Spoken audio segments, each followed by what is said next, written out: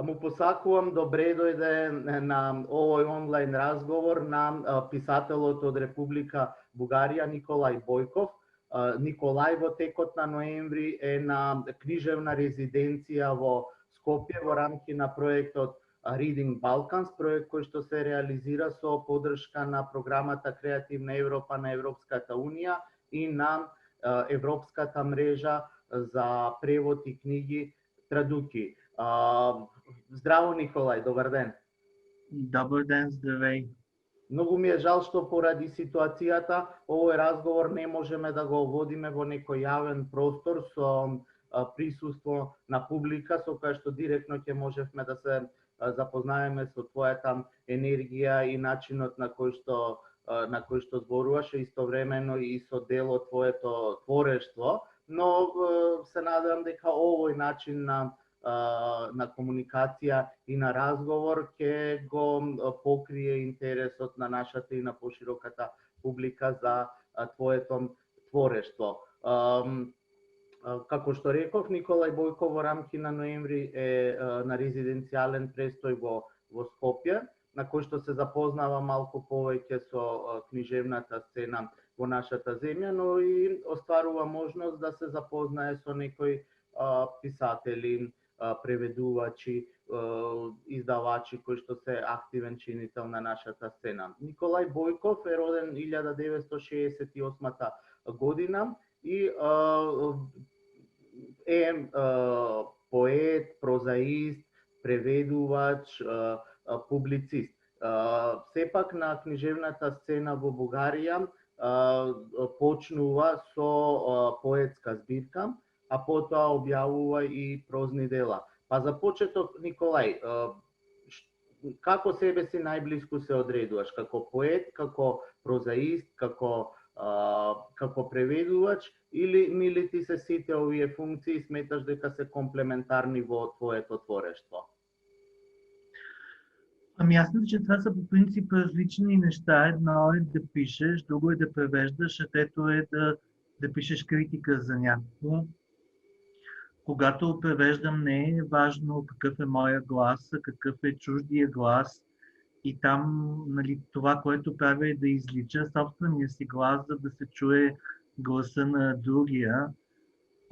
И там винаги има, как да кажа, база за сравнение. Ясно е какъв е оригинала, ясно е какво съм направил и винаги може да се провери това, което съм направил.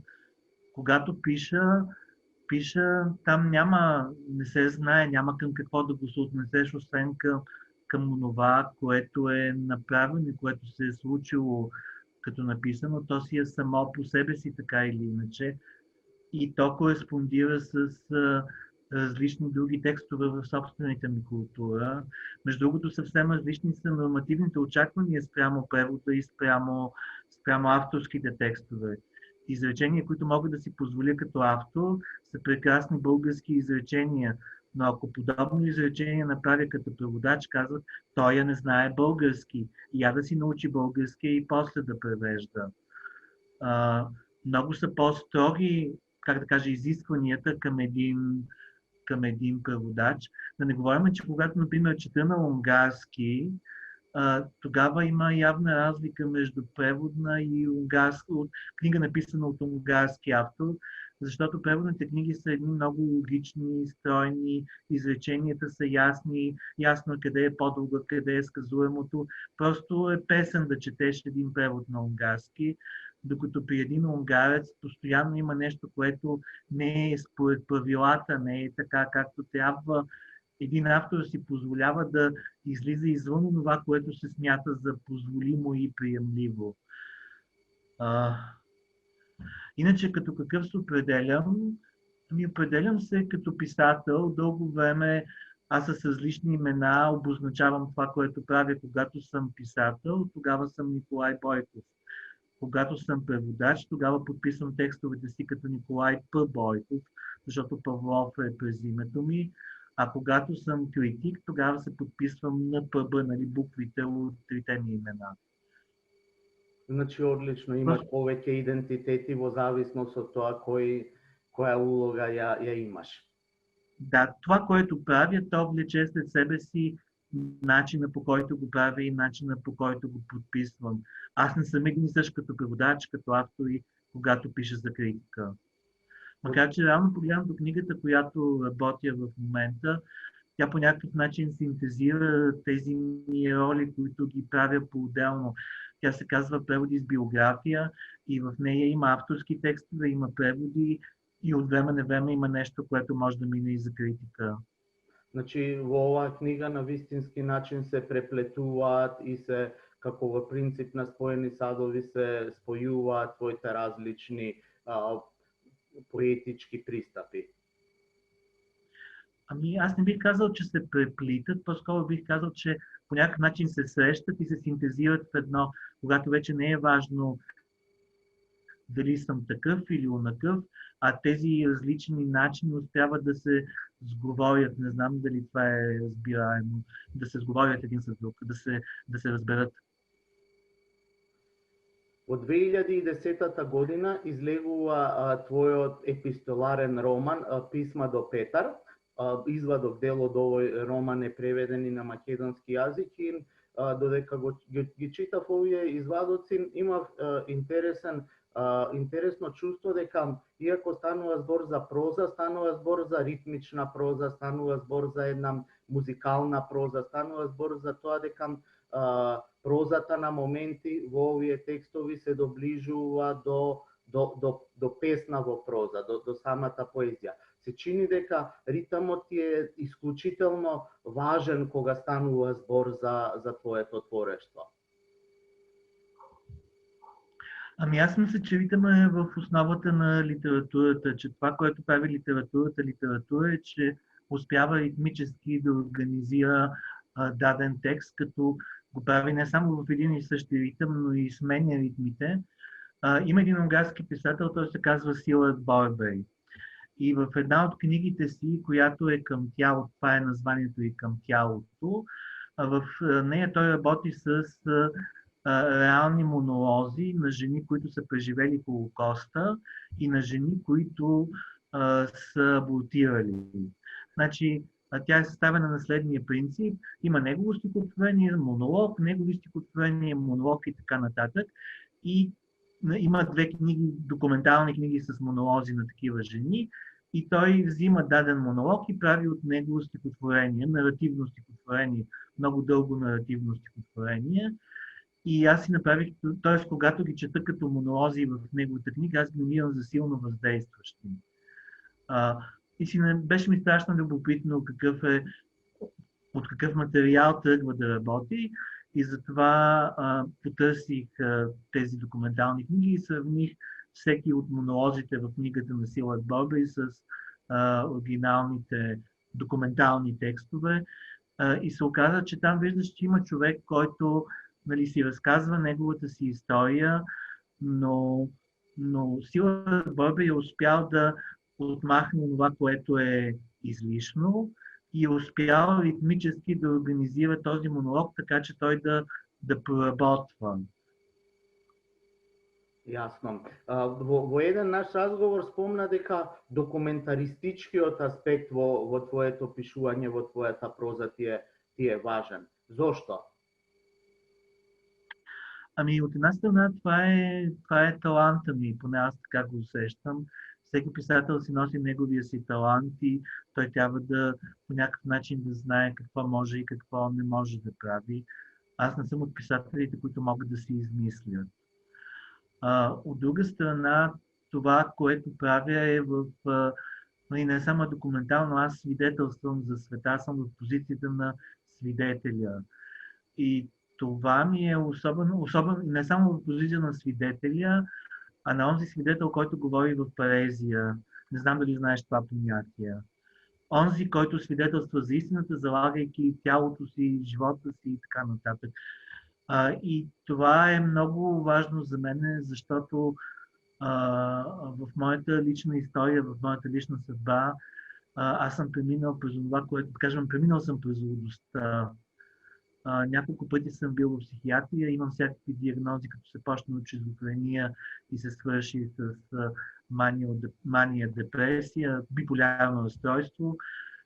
И по някакъв начин ми е важно това, което казвам за онова, да е подкрепено с това, което казвам за света.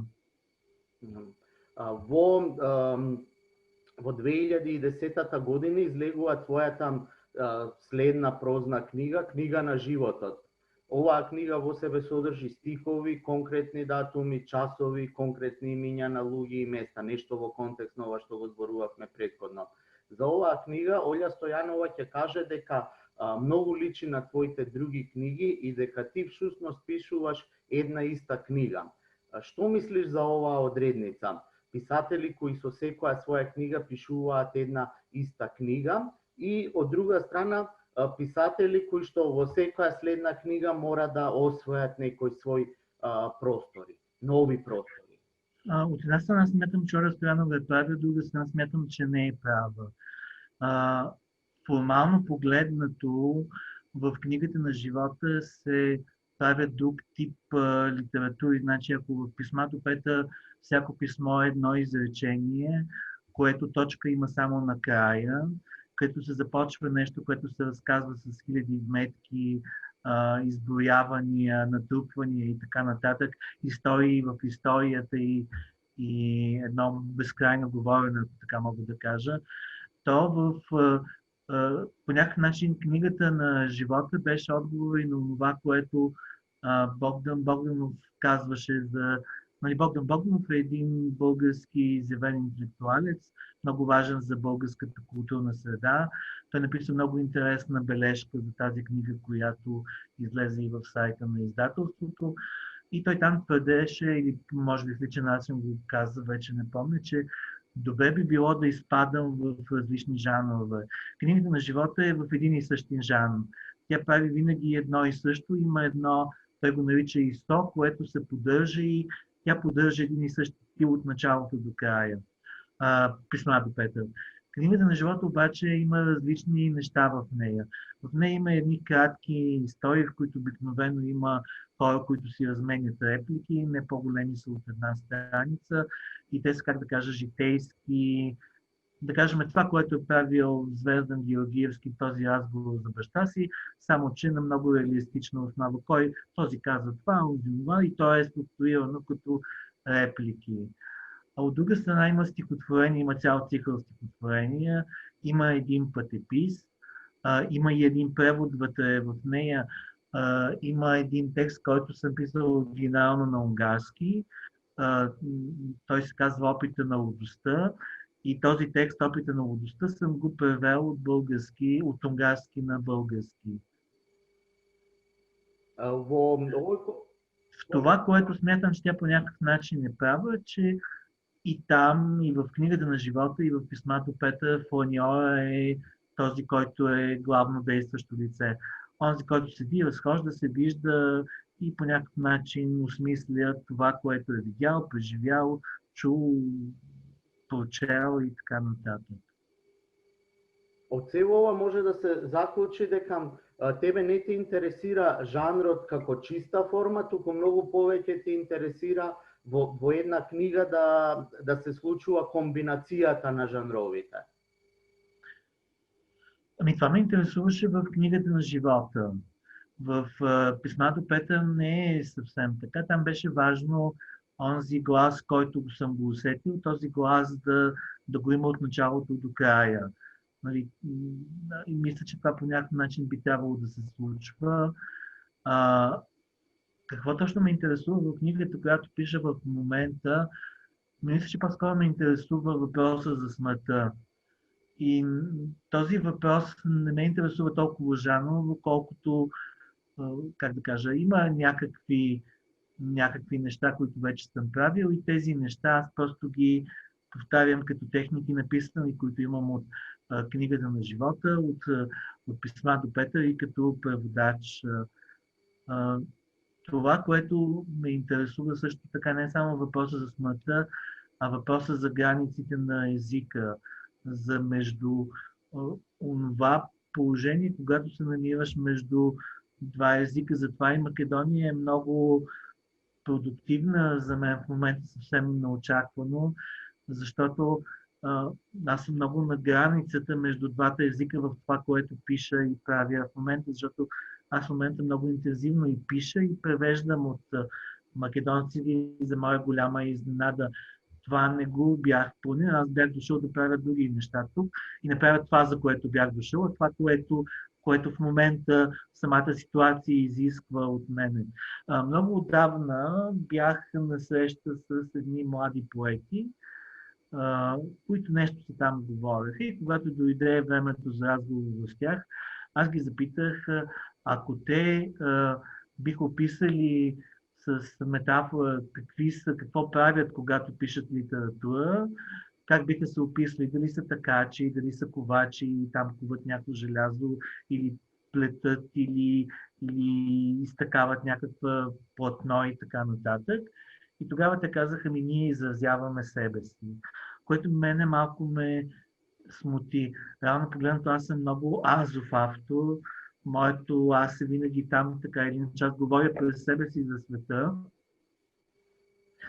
но ако трябва да кажа каква е метафората, през която се определям, аз съм като сноп струни, през които минава случващото се като вятър, който успява тези струни по някакъв начин да ги накарат да зазвънят.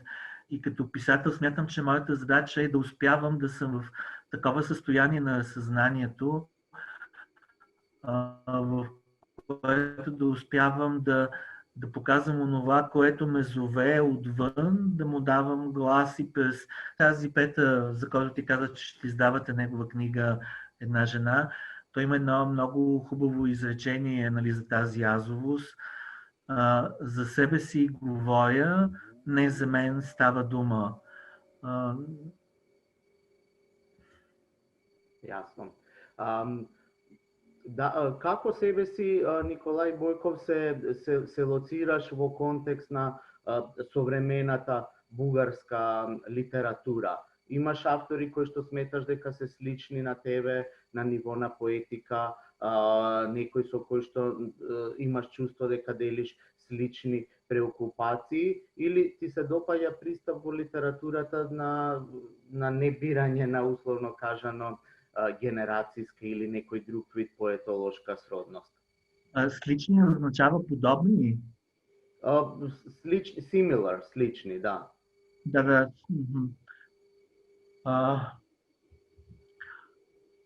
Ами, за себе си, аз мисля, че принадлежа, ако определиме, че има висока литература, смятам, че принадлежа към кастата на високата литература в България. В тази висока литература, която има, как да кажа, ограничен брой читатели, смятам, че имам своето място, правя неща, които само аз правя, и то благодарение на това, нали, на позиция на свидетеля, на дневниковото писане, на говоренето в поезия. Говоренето в поезия е нещо много, как да кажа, характерно за това, което правя. Говоренето за истината и търсенето на истината като такава. Какво е истината? Това е едно от нещата, което се пита в текстовете ми. Но не смятам, че съм някакво централно име в съвременната българска литература. Аз съм доста маргинален в тази висока литература. Познат съм в средите на високата литература. Така да се каже, вече съм незаобиколим фактор в нея. Последната ми книга "Поетична" беше номинирана за 2 престижни поетични награди. В Българския литературен вестник беше единствената стихосбирка на жив автор в тяхните книги на годината. Но не смятам, че съм нещо като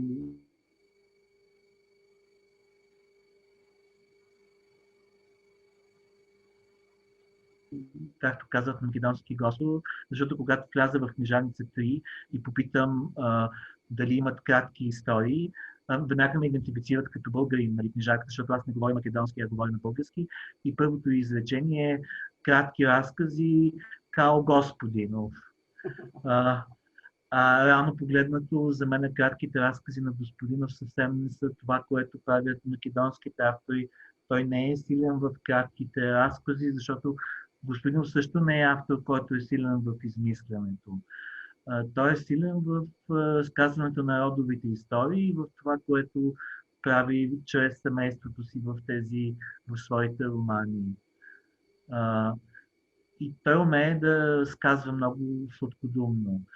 Иначе, ако трябва да говоря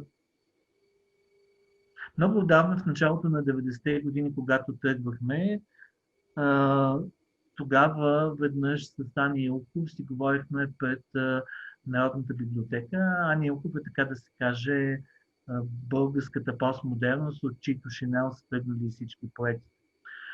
И тогава Ани Илков каза, но вие всичките сте толкова еднакви. И аз казах, ама ние сме толкова различни.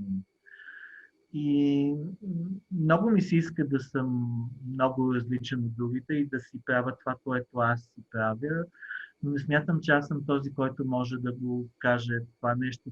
Още повече при мен нещата така са стекли, че реално погледнато са ме определяли като принадлежащ на две различни поколения. Аз съм от поколението на Господинов, на Бойко Пенчев, на Йордан Евтимов, на Пламен Дойнов и така нататък. Заедно сме тръгвали в литературата. Първите ни публикации са били на едно и също място заедно. Но така се случи, че в един момент просто изчезнах и след 10 години наново, когато излезе първата ми книга 2000-та година, тя беше с едно много силно, да кажем, поколение поети и на една конференция, където се разискваха поколенията в българска литература, имаше един критик, който изброи там 4 поколения в най-новата българска литература и виж чудо, аз се оказах 10 години по-млад, заедно с тези поети, които дебютират в 2000 година, което на мен ми харесва в някаква степен, но то не съответства на реалностите, така да се каже. Иначе мен ми направи впечатление тук в Македония, че много е важно на коя генерация принадлежиш. Поне 3 човека казаха, той е от моята генерация и той е еди какъв си от генерацията ми. На мене не би ми хрумнало да се определям през генерацията си. Аз съм част от някакво поле. Има хора, които пред мен са ми важни. И реално погледнато мен е много по-важна унгарската литература, отколкото българската литература, защото в някаква степен много по-добре я познавам отвътре като литература. Много по-системно я познавам като такава. Да не говорим, че аз в Македония чувам изречения, които аз казвам за унгарската литература. Аз мятам, че българска литература е недобре развита, че е доста възслаба, спрямо унгарската, която е богата, такава, онакава, възхитителна и така нататък. Докато някакси тук в Македония чувам изречение, че българска литература колко такава и онакава била, пък виж македонската, реално погледнато в жанра на късия разказ, македонската литература е много по-богата, отколкото българската, поне доколкото познавам българската литература. Ако много искам да изброявам автори на къси разкази, сигурно ще ги изброя на 5 си пръста. Сега по някакъв начин мислех кои автори да предложа на Майя Лазаревска, защото тя се интересува от автори, пишещи къси разкази. Ми повече от 5 автора с 5-6 книги не успях да измисля. За крај, Николај Бојков, сакам да те прашам нешто повеќе да ни кажеш за книгата на која што моментално сега работиш. Книгата, която работя в момента, се казва Преводи с биография. В тази книга принципа е, тя повтаря формата на една друга книга, която се казва Стихотворение с биография. Стихотворение с биография е, така да се каже, жанр, който е измислен от Петър Чухов, поне в България. В брой на литературен вестник излезе негово стихотворение, в което имаше стихотворение и към него той обясняваше как е създал това стихотворение и така нататък. Това беше биографията на стихотворението. Това нещо на мен някакси много ми допадна и много ми прилегна точно в този момент. И тогава написах цяла книга, която така се казва Стихотворение с биография, която има едно стихотворение и към него има някакъв текст, който е в някаква връзка с стихотворението. И в тази книга преводи с биография. Реално погледно тази книга почнах да я пиша преди повече от 10 на години, но тогава така се случи, че трябваше да избирам или да свърша превода на Иштван Йоркен, или да напиша тази книга, защото бях в преводаческата къща в Унгария. Имаше една прекрасна преводачка от Германия, т.е. унгарка, която живееше в Германия, и ние се срещахме, имаше съпруг отгоре на всичко българин, и ние се срещахме в кухнята, и там тя ми говореше около половин час всякакви неща, от които ставаше текст, който вървеше към дадено стихотворение. И тогава започна стихотворения, които превеждах в момента. И там, в принцип, имаше вече корпус от 12 стихотворения, в което имаше един превод и отдолу течеше разказа на тази жена. Това, което, нали, ние си говорим, и по-скоро това, което тя ми говори. Но уж си правих бележки, но нямаше как. Трябваше да свърша този превод на едноминутните новели. И си мислех, че никога няма да се върна към тази книга, защото ако не направя книгата тогава, когато е момента, тя вече няма как да се случи. Няма ги онези неща, които трябва да бъдат описани и написани, да бъдат записани в текста. И сега по някакъв начин в момента не мога да се сетя как се отвори, откъде тръгна цялото нещо. Да, миналата година есента бях в Унгария и тогава бях на гости на писателката Алис Мошони. Тя е една много добра писателка точно на кратки истории. Има 2 книги, които на българското заглавие е Маджарщини, а другото е Приказки с биографии. Маджарщини е все едно на унгарското заглавие унгарски приказки. И тя прави кратки, иронични неща с много преобръщания. Лично аз много я харесвам. Мен ми се струва, че в контекста на македонската литература тя би била стояла добре. В момента точно завършваме книгата Приказки за магазинчета и тогава и бях на гости. Винаги ми се отстъпва една голяма стая. Държа сега стаята, около мен е огромната библиотека, чета това, чета онова, чета тези книги, чета онези книги. И някак си започнах да превеждам от тази книга това, от онази книга онова. И към тази книга написвах нещо си, някаква бележка. И изведнъж оттам тръгна това нещо и бавно и спокойно тя вече има и посвещение. Стана ясно, че за да мога да направя тази книга, много ми е важно да чета в различни библиотеки, и то лични библиотеки, а не просто библиотеки. Началото на тази година бях в един град Печ, който също има писателска резиденция. Там от една страна четях в тяхната библиотека, от друга страна в тяхната градска библиотека е подарена личната библиотека на тяхния писател Иштван Ваш.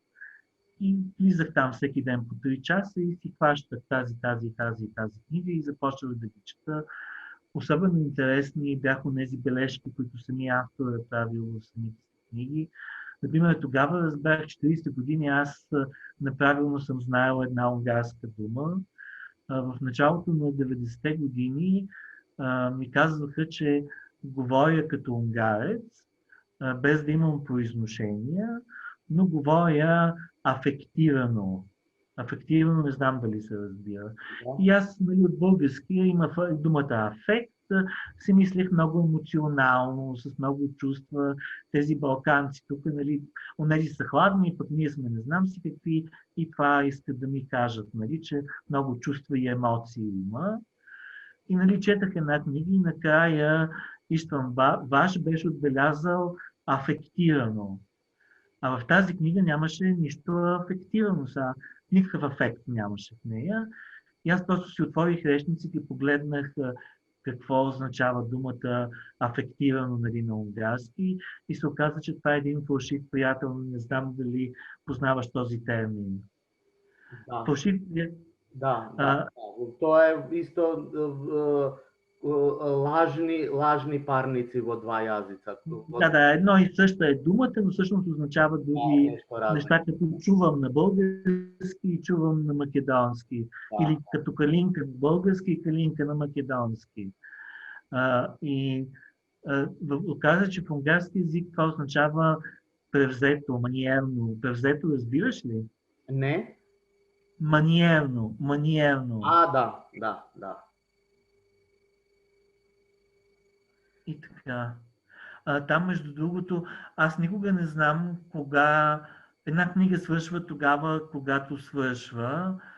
Например, Писма до Петър не знаех, че сме свършил и бях на гости на едни приятелки и те казаха, дай да видим какво пишеш в момента. И аз си носех с мен разпечата на цялата книга и им дадах и те казаха, това последното си го написал преди 2 дена.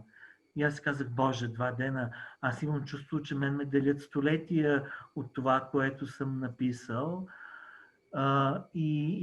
Например, и книгата на живота и Писма до Петър са такива, че там не се знаеше какъв е края, къде се стига, просто в един момент стигаш до някъде и книгата свършва, защото свършва.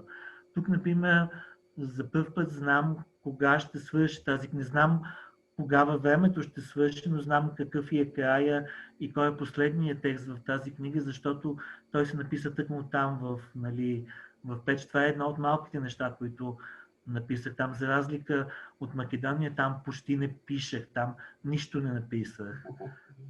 Добро, книжевните резиденции често може да бидат и таков тип на простор во кој што писателот впива од контекстот, од просторот, од тоа што се случува околу него. Там на мен ми беше важно да чета, да събера, да прочета. Аз всеки ден там четях по 3 стихосбирки на ден. Самото усилие да изчетеш 3 стихосбирки вече изисква много енергия да прочетеш, да разбереш, да снимаш това, което евентуално би ти влязло в работа. Аз имам огромен, огромна библиотека, от която мога да тегля материал, ако ми се налага за книгата. Тя е някакси в мен като бекграунд или не ми е съвсем ясно коя дума да употребя. Добро. Николај, ти благодарам многу за овој разговор. Секако огромна благодарност и за тоа што во ноември беше гостин на книжевната резиденција во рамки на проектот Reading Balkans. Многу ми е мило што оваа книжевна резиденција ја искористи за добро запознавање со дел од македонската литература. Голем број македонски автори преведе преценивните куси раскази и се надевам на некој следен книжевен диалог или со твое присуство тука во нашата земја или со присуство на твоите книги на македонски јазик. Да си призная честно, мен не ми е важно да ме превеждат.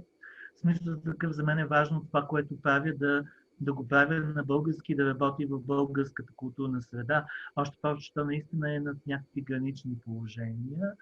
Но това, което наистина ми се иска, дори в момента мислех да остана за още 2 седмици в Скопие, но имам толкова задачи да свършвам до края на годината като преводи с редакция на чужди книги и така нататък, че ми е невъзможно. Ако остана в Македония, няма да успея да свърша тази работа.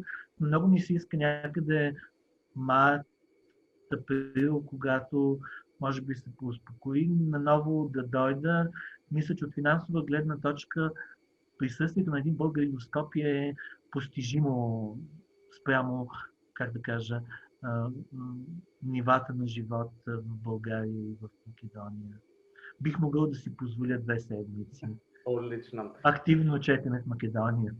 Супер.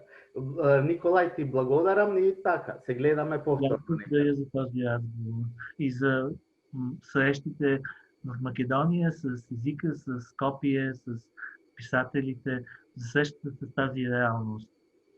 Благодарам.